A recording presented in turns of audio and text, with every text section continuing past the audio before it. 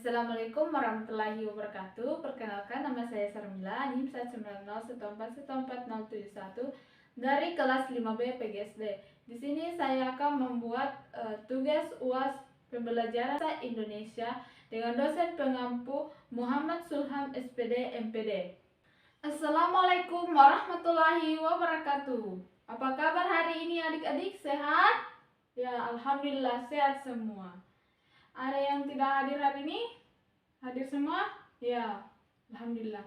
Sebelum kita mulai pelajaran hari ini, alangkah baiknya kita berdoa terlebih dahulu. Berdoa dimulai.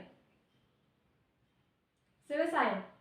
Adapun pembelajaran kita hari ini yaitu tema 1 indahnya kebersamaan, subtema 1 keragaman budaya bangsaku.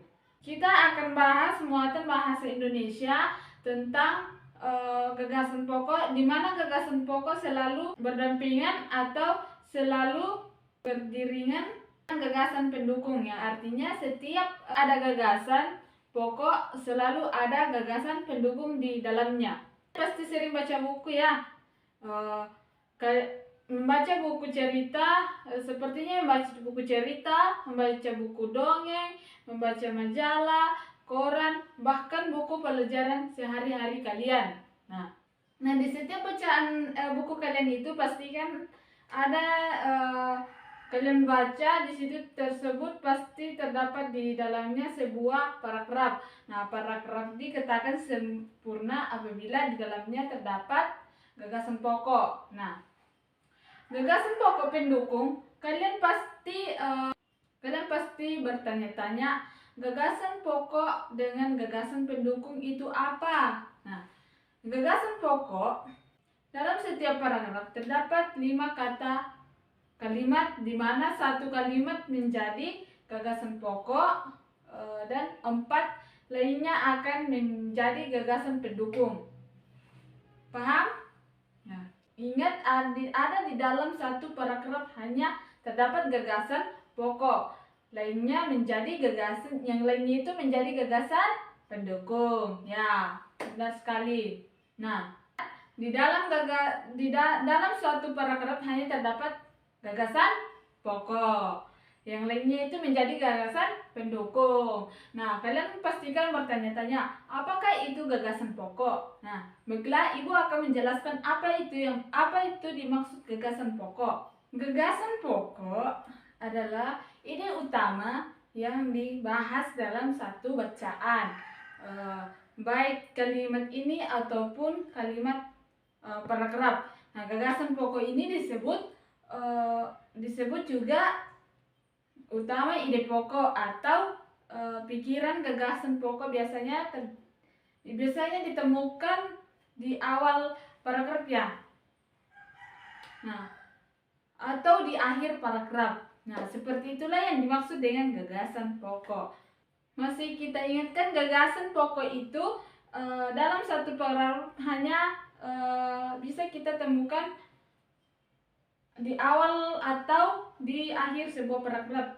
Nah, sedangkan gagasan pendukung adalah uraian dari tambahan informasi dari gagasan pokok. Nah, gagasan pendukung disebut juga dengan gagasan pokok, di mana fungsinya gagasan menjelaskan. Nah, baiklah, ibu akan membacakan sebuah teks. Nah, kalian dengar ya baik-baik. Nah, pawai budaya sangat menarik bagi warga kampung Babakan. Pawai ini selalu menampilkan keragaman budaya Indonesia. Udin dan teman-teman tak pernah bosan menanti rombongan pawai lewat. Tahun ini mereka datang ke alun-alun melihat pawai tersebut. Kakek Udin pun terlihat sabar menanti. Terdengar suara gendang dan menandakan rombongan pawai semakin mendekat. Nah, dari kalimat berikut kita akan mengetahui apa gagasan pokok dan gagasan pendukungnya. Untuk kita mengetahui gagasan pokok kali ini, kalian harus terlebih dahulu kalimat utamanya. Kalimat utama adalah kalimat utamanya ada di teks ibu baca tadi ya. Nah, pawai budaya di kampung Babakan setelah menentukan gagasan pokok, kita dapat menyimpulkan bahwa dalam satu paragraf kita hanya dapat menentukan satu paragraf yang pawai budaya di kampung Babakan setelah menentukan gagasan pokok. Nah, kita dapat menyimpulkan bahwa dalam satu paragraf kita hanya menentukan satu paragraf. Nah, paragrafnya itu hanya terdapat dalam satu gagasan pokok. Nah, dan yang menjadi gagasan pendukung, maka dari itu menemukan gagasan pokok yang berarti yang lainnya menjadi gagasan pendukung. Kalian paham kan? Nah, baiklah, kita akan lanjut ke materi berikutnya. Baiklah, di sini Ibu akan membacakan sebuah teks. Gagasan pendukung yaitu seluruh kalimat selain kalimat utama yang ada di paragraf tersebut. Contohnya itu pawai selalu menampilkan beragam budaya Indonesia. Udin dan teman-temannya tidak pernah bosan menanti rombongan pawai lewat. Tahun ini mereka datang ke alun-alun untuk melihat pawai. Warga bersabar menanti. Suara gendang mengadakan rombongan pawai semakin dekat. Demikianlah pembelajaran kita hari ini.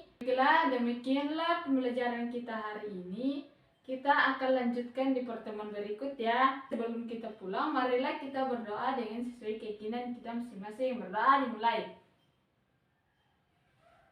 Berdoa selesai. Wassalamualaikum warahmatullahi wabarakatuh.